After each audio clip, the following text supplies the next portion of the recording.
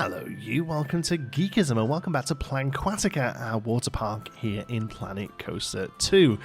So there's no major sort of project happening today. I'll be honest with you, this is a little bit of an odds and sods episode. We're going around filling in some gaps, tidying up some areas, a bit of, what's the word? Snagging, I think it's called. If you're doing like a house...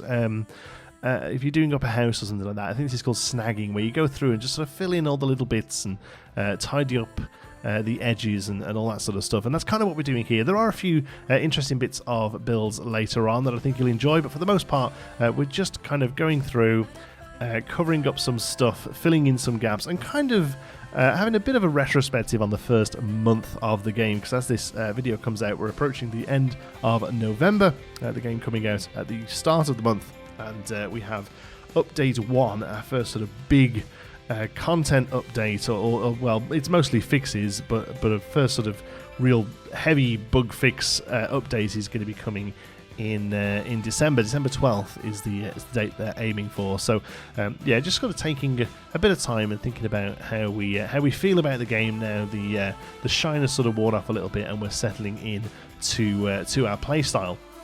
First of all, I'm still really enjoying it. I've still got a lot that I want to do with it. I won't lie, I'm getting a little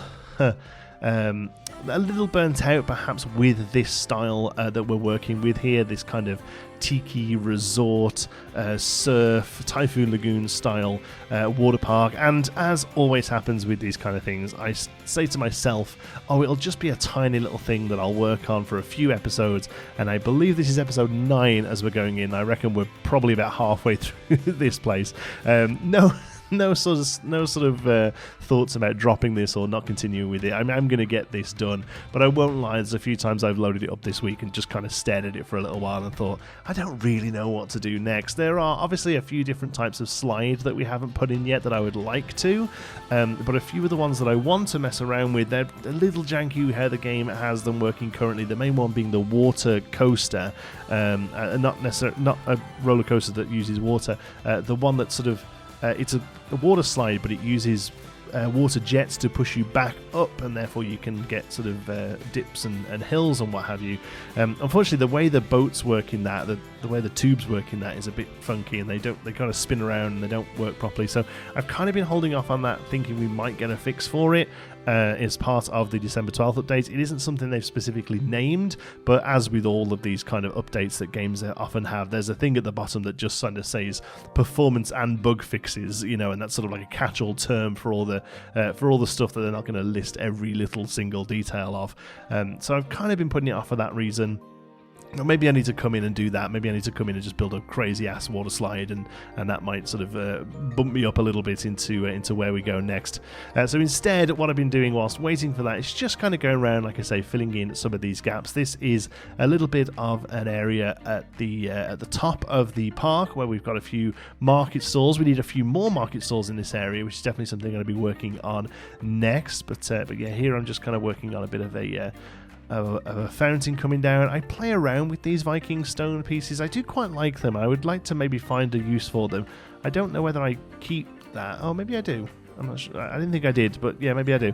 And then there's a little coffee hut there, but we also need a gift store there. We just need like a little hut that sits in the middle and has gift stuff for sale. So we already have the Flotations, which is a gift store that we built another area of the park when we were live streaming. Here I'm running over and just carrying bits over from other areas, really to try and keep a bit of a copacetic design throughout the place. We like to use lots of different benches, signage, fences, that kind of thing, but also it's important to try and carry on an aesthetic through the park as well. So a few times I'll just go and sort of grab what I've used from somewhere else, and it's much easier than trying to redo all the colours and everything. Just go and grab it. I do all the time with foliage. I'm pretty sure there's going to be an area of this build in a moment where you just see me move foliage back and forth for a little while, because it's all done. It's all there for you.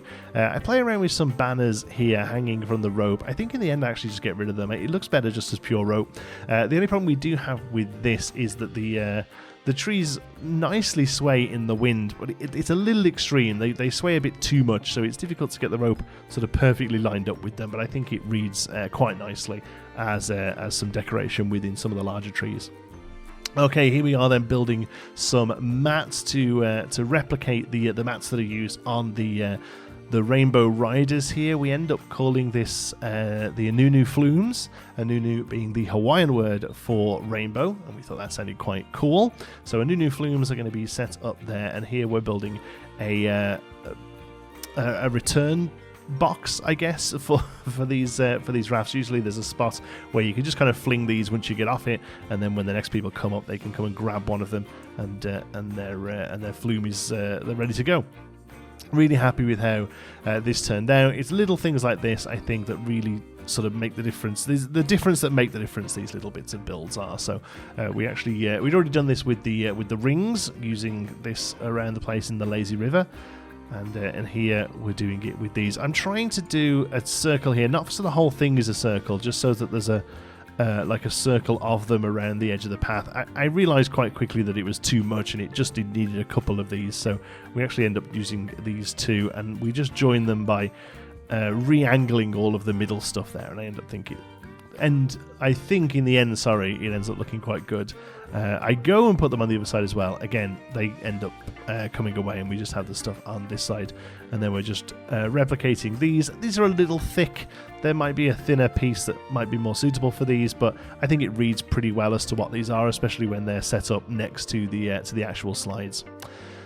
So the actual slide themselves, you can't really theme them very much, I don't think. They are just, sort of smooth waves of plastic, so you can't really do too much to them, but obviously you can sort of theme around them, which is what I'm trying to do here by building a water tower. These are very common throughout North America.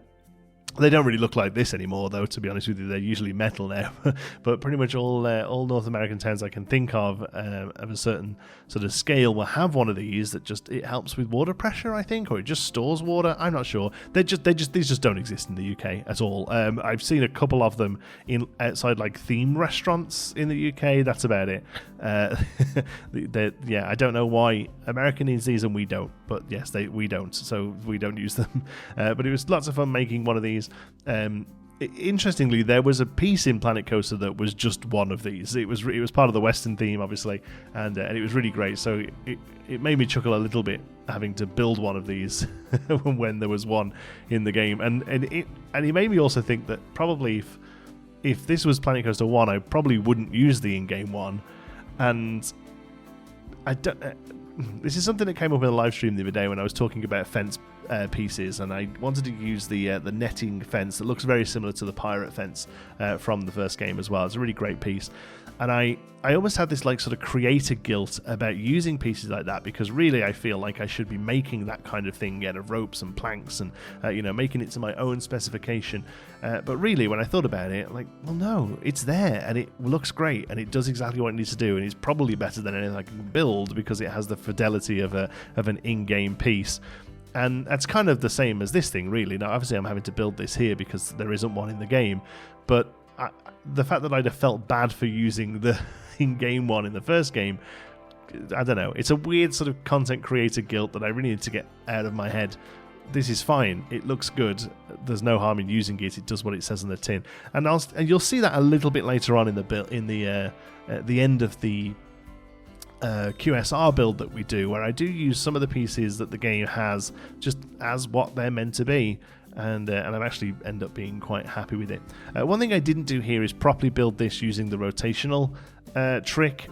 It's a little annoying because you have to sit and replace everything to line it up, but it just gives you that slight sort of wonkiness to it, and it doesn't look perfect. It doesn't look sort of real symmetrical and uniform, and that's kind of what I wanted to go for here. So that's the reason why we end up doing that. Here it takes me like 10 minutes to select the sign. It's a little real tricky to get hold of it once you put it on there, but I wanted this to say Blanquatica, and then we end up raising it up and putting some rot work underneath it, and it becomes a water feature, and we have some water spray out of it. And that's about the theming you're going to get with these. I still need to do the station. Would you call it a station? The platform, I guess, where the rides start from, where the slides start from even. Yeah, no, it's not a station, is it? It's a platform. I still need to theme the platform. Again, we'll probably keep that sort of classic and just do like a tiki hut on top of it. And but yeah, really what I'm looking for from you fine folks during this video is suggestions on what to do next. Really, we have about 2/3 of the park sort of really laid out at this point. Obviously there are gaps within that 2/3 and we need to go back and finish off some little bits. The entrance plaza still needs to be done. The little market area that we get up to next also has a few more buildings in. But as far as like things we haven't done yet, what would you like to see in a water park that we don't have? Bearing in mind we have a lazy river, we have a wave pool, we have a sort of a couple of different splash pad areas for different sort of age kids to different levels, and we have a selection of slides now. So yeah, I'd like to sort of know, what is there anything I'm not thinking of that we really need to have in a water park? I'd really love to hear it. A bit of a jump here in what we're building, because this, what you're seeing now, is me finishing off a build that I ended up doing in a live stream. This is based on the Leaning Palms restaurant at Typhoon Lagoon. It's this gorgeous QSR restaurant that looks like it's been hit by a tornado and not fallen, just sort of really pushed over. So all the walls are slanted and a bit squiff, and there's this beautiful sort of watchtower at the front of it that's all sort of teetering over. And it's really good, fun looking building there. You can see a good chunk of it. And yeah, it was lots of fun to build. We built this on a live stream. I ended up streaming for just about 8.5 hours, I think it was. I don't know why. Just absolutely got in the zone and was happy chatting to everybody and happy building this. So yeah, there's no real set times to live streams at the moment, other than I am trying my hardest to stream on Tuesday mornings and Saturday mornings at my time, which is Eastern time. So 10 a.m.-ish. Eastern-ish Tuesdays and Saturdays, although I don't think I'm going to be able to stream this Saturday. So if you're watching this on day of release tomorrow, I don't think I'm able to stream because it's Black Friday. It's a big sales weekend for retail. I work as a manager in retail, so it's going to be a very busy weekend for me. I'm going to be picking up some extra hours at the store to make sure that the Black Friday sales go well. So probably won't be able to stream on this Saturday. If I do, it might be even earlier than normal. I might get up early and do a few hours stream on the morning, because I'm having a blast streaming for you folks and coming in and just chatting with the crowd. And also, live streaming, I find, is one of the best ways to break through any kind of funk that you're in. If you any sort of creator block you get, live stream, because you'll have a million ideas. The viewers of this channel come up with most of the best stuff, honestly, for these videos. So yeah, that's a really great way to sort of break through that. This building is probably not a building I'd have had a go at, honestly, but I think it works perfect here.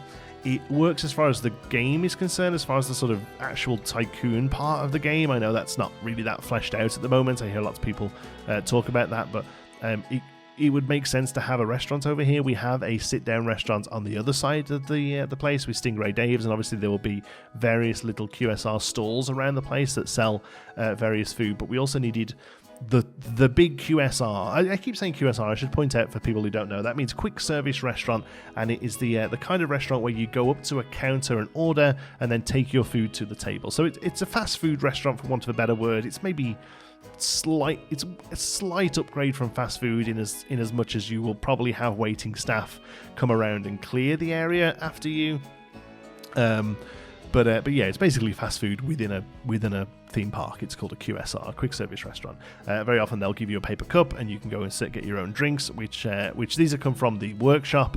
I'll pop a link in I'll pop the code in the description, I guess, for the workshop download here for this kitchen set. It's absolutely fantastic. I use it throughout this building, both front and back. The perfect thing for the workshop. It's the exact sort of thing a workshop should be for. The only thing we didn't get to do on the live stream was the end of the building here, these sort of sides of the buildings. They kind of just box off with these kind of sides, and I assume it's for staff areas, ways that staff can access. And I really wanted to kind of put a lid on this building because, like I say, it's already spent a day, basically a working day on this one. So found that these Viking wall pieces are kind of perfect for some nice curved areas, and I wanted the roofs here to be concave instead of convex. I want to say maybe the other way around. They're convex instead of concave. I'm not quite sure which is which. I wanted them to be sticky outy curves, not turnini curves like the rest of the building, and I really wanted to have that sort of nice sheer face that we can have some advertising signage on. This build, I'm really happy with it. At this point, I still think the main build looks a little bit haunted housey with those crooked sort of dormer windows on it.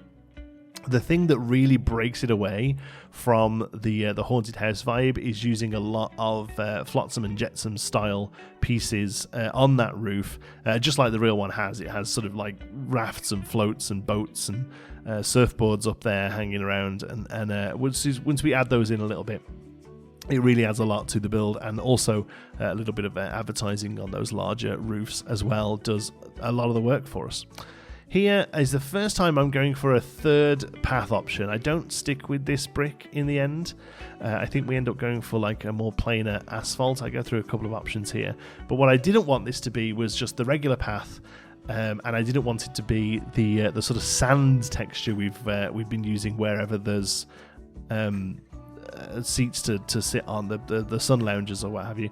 So here we actually change it up a little bit with this asphalt path, and again, it's a very serviceable path, the sort of thing that you can spray down with a hose at the end of the day, and I'm pretty happy with how it comes out. Oh, there was a weird cut there. Oh, I know why. In the live stream, we came up with a name for this place based on something I said. Somebody came in and asked me, and they said, "Oh, the tower's crooked. You've not built the tower straight." And I was explaining to them that was a conscious decision. The build is meant to look sort of higgledy-piggledy and wonky. And I went to say it's meant to look wonky and broken. What I said was it's meant to look wonk and brokey. So then we decided that the building had to be called the Wonk and Brokey, which kind of sounds like a British pub, which I think is quite a fun thing as well. But I went to make the sign, and for the life of me could not remember the name of the thing, so I went and asked a couple of regulars to the channel. I was like, "You were in the live stream. What did we say we were going to call it?" Because I skimmed through the live stream, but like I say, it was 9 hours long nearly, and I couldn't find myself talking about it. So I went and asked, and a couple of them got back to me. Thank you very much if you were one of them. Who got back and telling me it was called the Wonk and Brokey. So yeah, we ended up going back later on and adding that sign in. Here then we start a very, very simple backstage. I just kind of wanted a couple of staff wandering up here occasionally, and we do that by adding in a staff path, and then I think I stick a staff room and also a mechanic building. I have no idea what the mechanic building is meant to do, but I put one down. I thought it's probably the sort of thing that we could do with. Here's a really nice resort gate. I think you can open it using triggers, but obviously we're just going to probably keep it closed, and at some point you have to decide whether or not you're happy with people clipping. I am, honestly. It doesn't fuss me too much.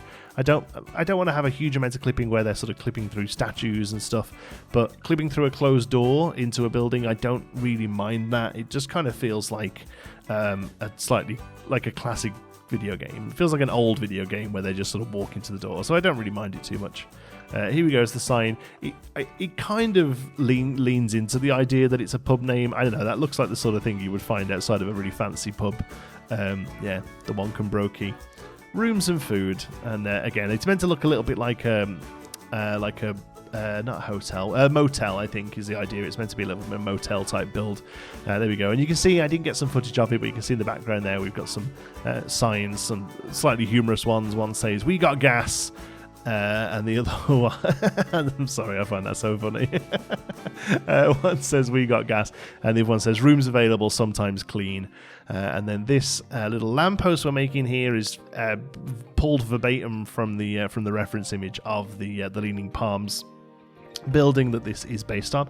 And here I wanted a raised sort of seating area that's clearly just meant to be for people grabbing food from the Wonk and Brokey. So we sort of raise it up, and yeah, just fill it with tables and chairs and really have it look like it's the area for that, because I also liked the idea of having a slightly raised area that looked over into the lazy river as well. You can see there the path does lean up, and luckily you can do this really easily. If you just have merge turned off and place the paths down, it will cut the path out right where the lazy river is. And yeah, it's perfect. It just follows it all the way around. I did have time to do this side. We use these logs because this is a design that we've used around this area to kind of differentiate differentiate heights. So we're carrying this over, so it sort of copacetically runs through the area. But on the other side, I'd like to build something more of like a frame, so it looks more like a jetty or a pier kind of look to it. I didn't have a chance to do that in this episode, but we'll do that afterwards. Here I realised that this larger plaza area is a bit too big, really, just to have it open.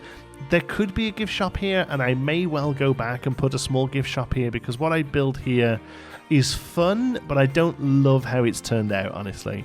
I was just kind of thinking about fountain options. I was just originally planning to just put some tropical rocks down and have some water run through them, maybe a little bit of a statue thing on top.